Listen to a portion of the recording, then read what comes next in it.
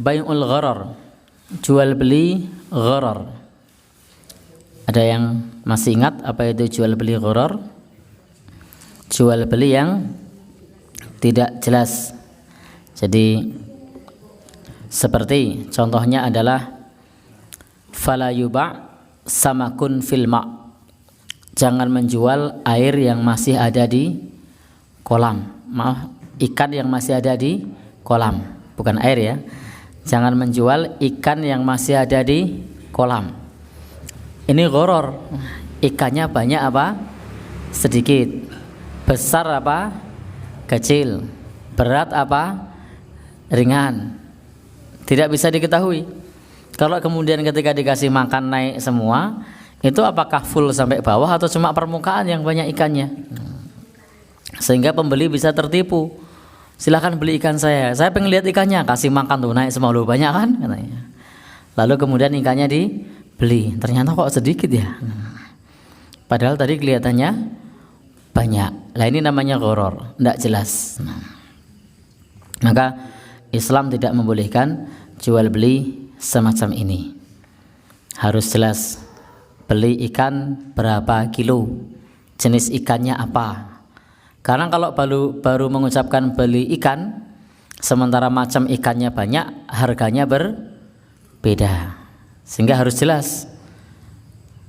Tidak boleh kita membuat satu pernyataan yang gharar, yang tidak jelas. Oh, ikan di tempat saya cuma sekian ribu. Ternyata ini sekian, kok sekian ribu tadi? Oh, itu yang sudah busuk misalnya.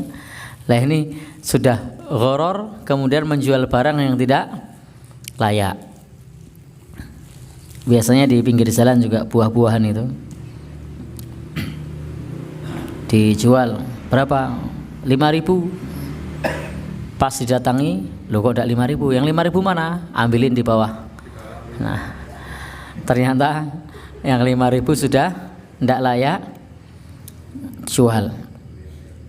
Ya itu informasinya tidak jelas kalau itu.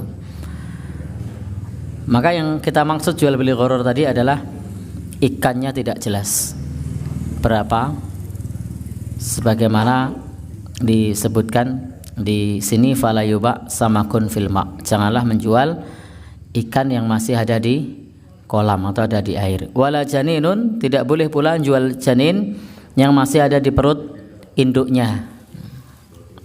Aku arep adol cempe. Saya mau jual kambing. Mana kambingnya? Lah itu masih itu. Di dalam induk dari induk kambing tersebut. Lalu kemudian dihargai. Padahal tidak ngerti ini janinnya jantan apa betina, sehat apa cacat. Bisa jadi nanti pas lahir cacat, bisa jadi 2. Kalau ternyata nanti lahirnya 2 gimana? Dibeli semua apa cuma 1? Ternyata kalau lahir cempenya 3, anak kambingnya ada 3. Ini sudah dijual semua apa cuma 1?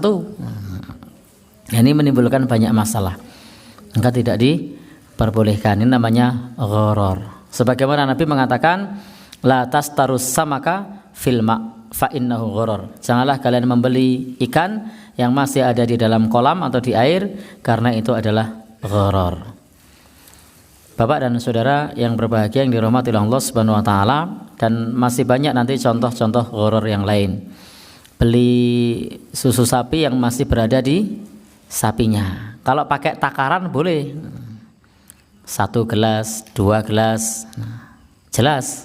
Tapi kalau dibeli yang masih ada di induknya tadi, di susu sapinya tadi, maka itu gharar. Bisa jadi ada keluar susunya, bisa jadi tidak keluar.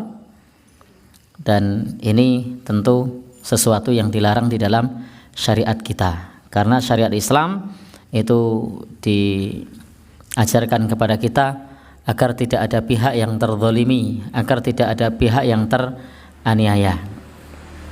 Dan model-model yang gharar semacam ini memang nampaknya banyak terjadi, banyak dilakukan. Sebagaimana Rasulullah SAW juga melarang jual beli buah yang buah tersebut belum matang, masih ada di pohon, tebasan masih di pohon. Ini jelas tidak boleh. Termasuk di dalamnya jual beli ijon, masih hijau. Ada pula yang lebih horor lagi, masih baru bunganya. Ini saya jual mangga saya ini, mana lah itu masih bunga. Nanti beberapa bulan lagi juga matang, sudah buat kamu lah. Sesudah dibayar ternyata ketiup angin, kena badai, gogro kabeh, jatuh semua. Ini kesudahannya tidak jelas. Ini namanya horor. Jual beli padi, padinya baru ditanam, baru 1 bulan, bunganya aja belum tampak, lalu dijual. Ternyata pas baru berbunga kebanjiran, atau kalau tidak kebanjiran kebakaran misalnya. Jadi ini horor. Maka yang semacam ini tidak boleh kita melakukan transaksi yang seperti itu. Atau kalau zaman saya kecil dulu, kita sering menjumpai yang model-model horor demikian dengan cara melempar. Jadi dilempar, di sana ada misalnya minuman, kemasan, kemudian juga ada beberapa yang lainnya, lalu kemudian dilempar. Kalau kena bayar, kalau tidak kena uangnya hilang. Itu bukan lagi horor, tapi juga ada sisi judi, maisir. Nah, ini tidak boleh. Nah, Bapak Ibu yang berbahagia yang dirahmati Allah Subhanahu wa taala, maka kita sebagai seorang muslim tentu mengusahakan apa yang kita usahakan, tijarah kita, perdagangan kita adalah perdagangan yang halal, meskipun tampak ribet. Karena baru saja tadi saya taklim di Sapu Angin itu, ada bapak-bapak yang bilang sama saya, kalau mengikuti pengajian saya katanya opo-opo ra oleh.